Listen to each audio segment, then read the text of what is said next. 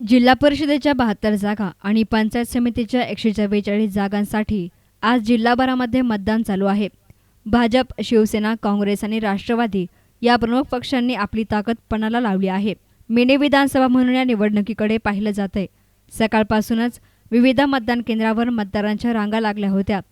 जिल्ह्यामधील प्रमुख नेते नामदार राधाकृष्ण विखे पाटील, बाळासाहेब थोरात, जलसंधारण मंत्री राम शिंदे आणि राष्ट्रवादीचे दिलीप वळसे यांनी महिनाभर जिल्ह्यामध्ये निवडणुकीची रणधुमाळी उडवली होती. आज मतदान झाल्यानंतर कळेल की जनता कोणाच्या बाजूने कौल देणार. नोटाबंदीच्या मुद्द्यावर सर्वच पक्षांनी निवडणुकीमध्ये भांडवल बनवलं होतं.